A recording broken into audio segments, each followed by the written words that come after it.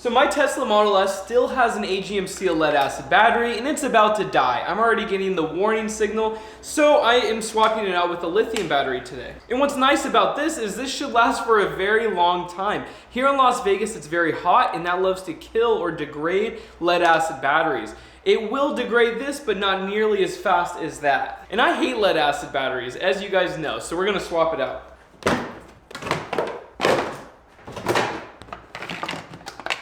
And this battery is a pain in the butt to reach. This is why you should buy the newer Teslas, because the battery is so easily accessible. This thing is a pain in the butt. The whole reason I got an electric car is so I didn't have to do this kind of stuff. I wish they fixed this earlier on. To get at the main battery terminals, there's a size 13 and a size 10. I think they did a bad job with this. This should be easier to access. Even on the older ones, this is ridiculous. Also, there are live wires in here that are supplying the battery from the converter that charges it. So you want to ensure that any of these large cables that you're taking off is covered with plastic. I can't really show you in here because even if I got a good angle, the lighting is horrible, but I think you could use some common sense.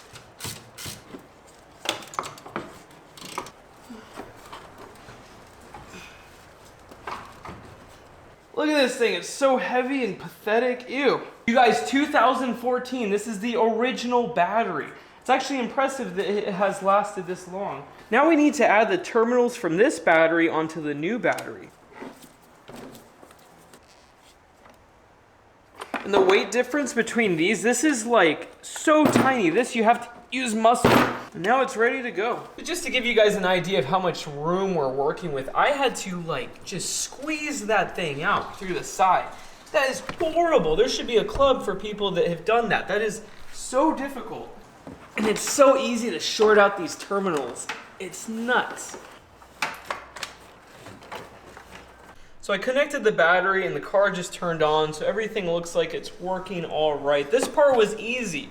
Okay, this was nice and easy. It was just getting out that old stupid battery. Now the cover is on and we need to just add all these panels. It's about an hour later and I want to kill myself. We finished the project.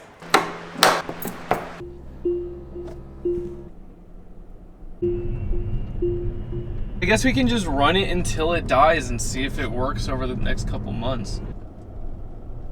So I've been driving the car around for about a week and everything works perfectly. I have not noticed a single difference, and the signal indicating low voltage or that the car will not restart the next time I try to start it hasn't popped up on my screen at all. But only time will tell if this actually works long term.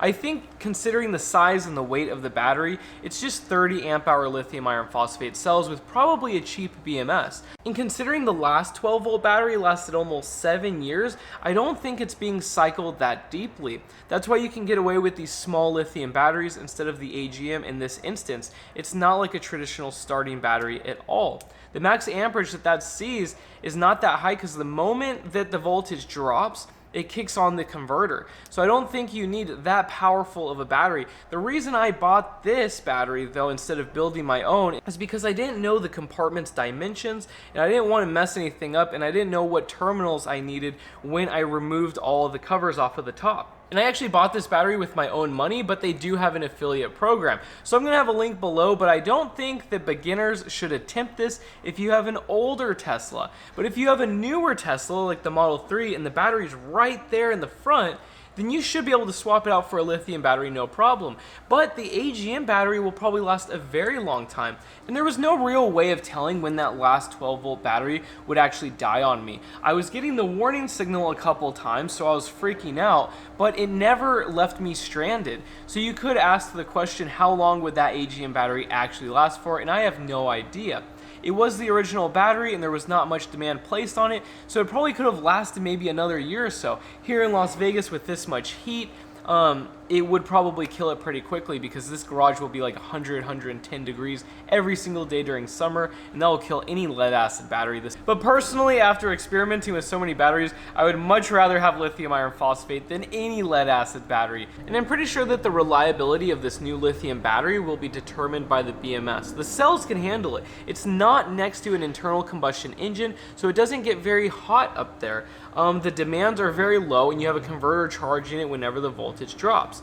So it should be fine, but you got to think also 30 amp hour cells, max discharge rate of 3, maybe upwards of 6C at max with lithium iron phosphate. So you can only draw like 90 amps from that battery, I'm guessing. So they probably just slapped a 100 amp BMS in there and it probably works just fine. But I think only time will tell. It will probably depend more on the construction inside the battery and how everything's connected. And with the vibrations of the road, it does have a warranty, and I did buy this battery with my own cash, so I'm hoping it does work well. You know, I have my own money on the line here.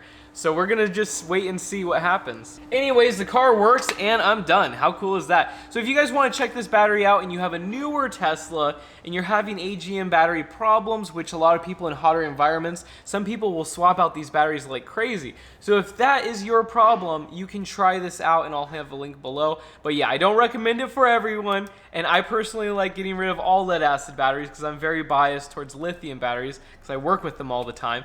But yeah, I just killed a lead acid battery last week, okay? I had one in the RV, it was really hot. I was charging it like once every 2 weeks or so, but I think I got a shorted cell or something. I can never make lead acid batteries last for very long, but lithium batteries, I haven't really killed one.